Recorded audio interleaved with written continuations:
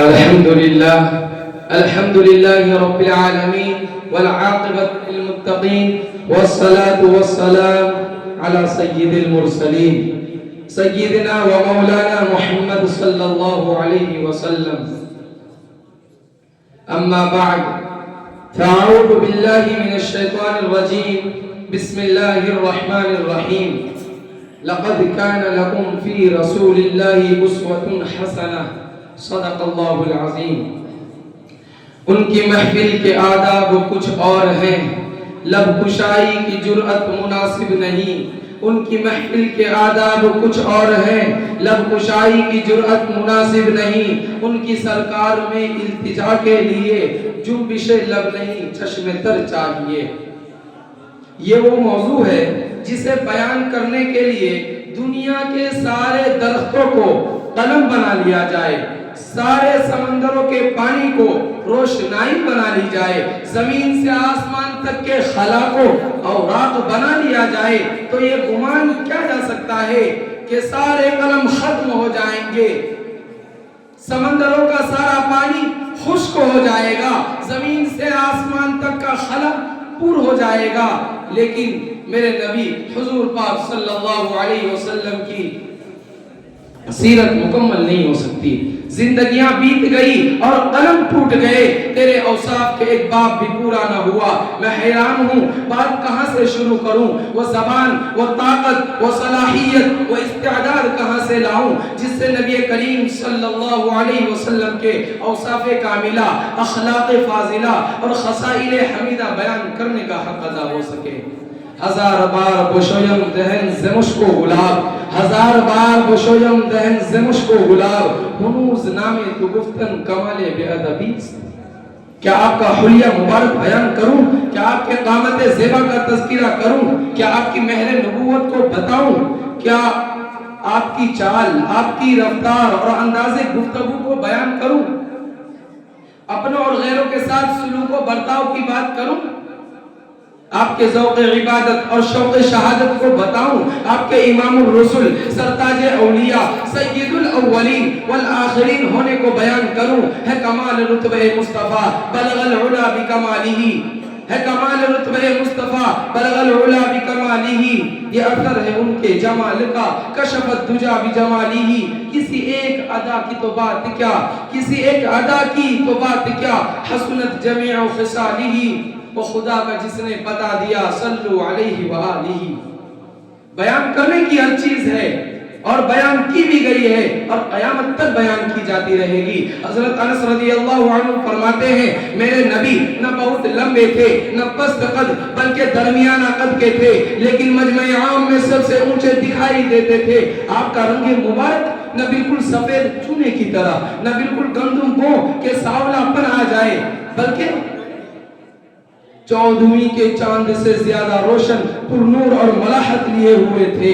آپ کا بال نہ بالکل سیدھے نہ بالکل پیچدار بلکہ ہلکی سی پیچیدگی اور گھنگھریالا پن تھا. 40 سال کی عمر میں نبوت ملی، 13 سال مکہ مکرمہ میں رہے، 10 سال مدینہ منورہ میں رہ کر 63 سال کی عمر میں اس دار فانی سے رحلت فرما کر رب العالمین سے جا ملے. میرے نبی کی چال میں پھرتیلا پن اور جماؤ تھا، جھک کر چلنے کی عادت تھی، سینہ نکال کر متکبرانہ چال آپ کبھی نہیں چلے. جب آپ کسی کی طرف متوجہ ہوتے تو صرف گردن نہیں گھماتے بلکہ رخ بھی اس کے طرف کر کے پورے جانب سے اس کی طرف متوجہ ہو جاتے. آپ کے دونوں مبارک شانوں کے درمیان مہر نبوت تھی. صحابہ کرام بیان کرتے ہیں کہ آپ صلی اللہ علیہ وسلم کے پسینے سے زیادہ کوئی چیز خوشبودار نہیں تھی اور ہم نے آپ سے زیادہ حسین کوئی چیز نہیں دیکھی.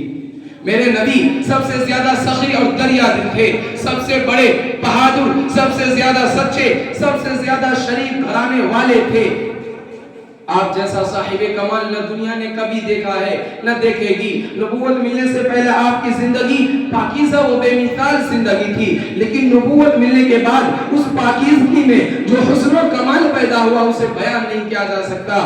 قرآن نے یوں کہا فَقَدْ لَبِثْتُ فِيكُمْ عُمُرًا مِّن قَبْلِي أَفَلَا تَعْقِلُونَ. میں تم میں اس سے پہلے ایک بڑی عمر گزار چکا ہوں، کیا تم سمجھتے نہیں؟